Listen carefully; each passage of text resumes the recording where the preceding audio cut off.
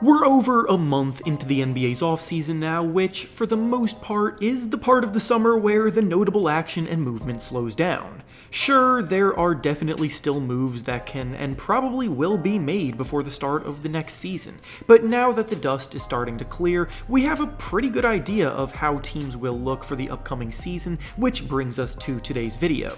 Today and tomorrow, we'll be going through every single team, grading the overall off-seasons that they have had, taking into account every move they've made. This includes trades, free agency signings, draft selections, and any other decisions they've made. In this video, we'll be going through the teams in the Eastern Conference, and then in tomorrow's video, we'll finish things up by going through the Western Conference. Before we start though, it turns out a good amount of you watching right now aren't even subscribed to the channel, so if you enjoy the content, consider hitting the subscribe button, as not only does it help out a ton, but it also very much appreciated. Now with that being said, let's begin. Going in alphabetical order, we'll start with the Atlanta Hawks, and the grade for their offseason is a C-. The Hawks made a big splash last offseason acquiring DeJounte Murray in a trade, but that deal didn't really work out as planned, so if they wanted to get back into legitimate contention, they needed to shake things up. They did shake things up a bit by trading away John Collins, but that trade fell a couple years too late, and they ended up only getting pennies on the dollar for him. They drafted Kobe Bufkin, who is still a bit of a raw project. They brought in Patty Mills and Wesley Matthews, who would have been big signings 5 years ago, and they paid DeJounte Murray a big contract extension, so I don't think much is going to change in Atlanta this upcoming season. Next up is the Boston Celtics, and the grade for their offseason is an A-. The Celtics had one of the better off-seasons in general around the league this summer, clearly not satisfied with the way that they went out in the conference finals. Trading for Kristaps Porzingis is a move that I believe makes them the team to beat in the East on paper right now, and he's coming to Boston with a lot of momentum, having just had his best year of his career last year. Trading Marcus Smart hurts, but Porzingis is worth it. Same with Grant Williams, whose role was inconsistent last season, who also left the team this summer. I will say that paying Jaylen Brown the biggest contract extension in NBA history could end up costing them long term, but they had to do it to keep him around, and in the short term, they're as formidable as ever. Next up is the Brooklyn Nets, and the grade for their offseason is a C. The Nets started last year with 2 superstars leading the way, but now unfortunately their roster is totally different. The emergence of Mikal Bridges was a terrific development for them, and they made it clear that they didn't want to shift towards a rebuild despite losing Durant and Irving, but this offseason they didn't really do much that was too crazy. They signed players like Lonnie Walker, Darius Bazley, and Dennis Smith Jr., who aren't really moving the needle. They gave Cam Johnson a hefty contract extension, and they drafted Derek Whitehead, so overall it's not a bad offseason, it's just pretty mediocre. Up next is the Charlotte Hornets, and the grade for their offseason is a B. The Hornets put in work this offseason, it's just a waiting game to see if it will pay off. They drafted Brandon Miller 2nd overall, which could backfire on them passing on Scoot Henderson, but if Miller does pan out as a great two-way wing player for them, then this will be helpful to get them in a good spot moving forward. And even taking a chance on Nick Smith at the end of the first round in the draft provides a lot of upside for that selection late. They also brought Miles Bridges back on a small qualifying offer, which is questionable from the standpoint of his actions off the floor, but from a basketball perspective will be a helpful boost for sure. Next up is the Chicago Bulls, and the grade for their offseason is a B-. The Bulls are one of the more confusing teams in the league right now regarding the direction that they're going. 2 years ago, they started to go all in, hoping to propel themselves to the top by getting DeMar DeRozan and Nikola Vucevic, but in the last 2 seasons, they've got a first-round exit and a missed playoff appearance entirely without any real path to improvement. So this offseason, they seemingly decided to continue down that path by re-signing Vucevic, Kobe White, and Ayo Dosunmu, along with bringing in Torrey Craig and Javon Carter, and all of these moves are fine individually, but it seems like a recipe for a lot of the same results coming for them.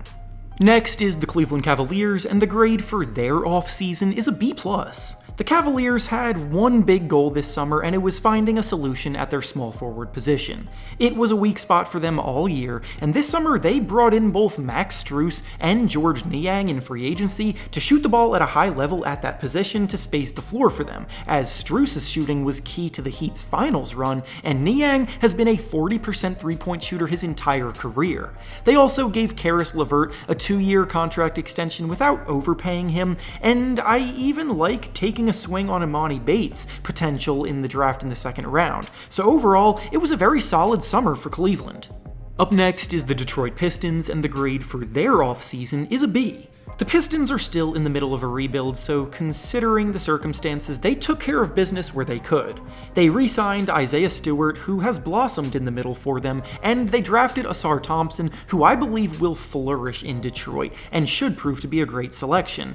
It's nothing that will turn heads too hard, but it's rock solid for a young team coming along.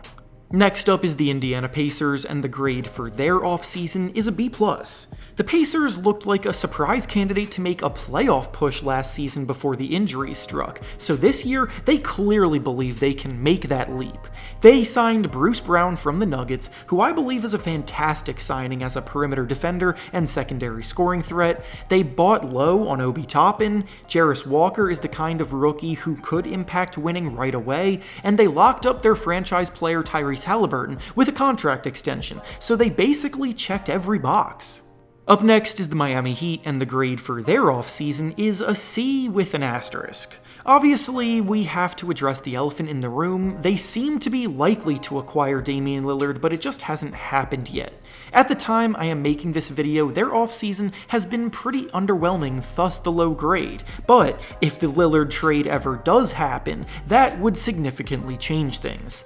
Losing Max Strus and Gabe Vincent is not ideal, but Josh Richardson is a good buy low value they brought in as it is, and Thomas Bryant is too. Then Jaime Jaquez is a promising rookie. If the Lillard trade doesn't happen, I could easily see the Heat taking a step back, but if it goes through, they're probably the favorites to win the conference again. Next is the Milwaukee Bucks, and the grade for their offseason is a B. The Bucks were at risk of things getting scary when the period began because both Chris Middleton and Brook Lopez were free agents, and they could have potentially left them, but the Bucks were able to re-sign both, thus keeping their window alive. They also re-signed Jay Crowder and brought in Malik Beasley and Robin Lopez, so all in all, they had a solid offseason, but nothing crazy that changes their outlook much from a year ago. Next is the New York Knicks, and the grade for their offseason is a B-. The Knicks are trying to carry the momentum of their playoff appearance forward, and Jalen Brunson seems to get better and better every year. I like the Knicks signing Dante DiVincenzo not only as another capable wing option off the bench who shoots it well and plays solid defense, but he also has chemistry with Brunson and Josh Hart already from their days playing together at Villanova. Besides that though, they didn't really add any other notably impactful guys, so it can't get too high of a grade. Up next is the Orlando Magic, and the grade for their offseason is a C+. The Magic are another rebuilding squad, not expecting to make too many splashes as their young core develops, but I do believe they could have made more of their opportunities. Anthony Black as the 6th pick in the draft this year should bolster their backcourt, but taking Jet Howard with their other lottery pick came off as a bit of a reach. They then made minuscule moves around the edges, letting Bol leave in free agency while bringing in Joe Ingles to be a veteran in their locker room.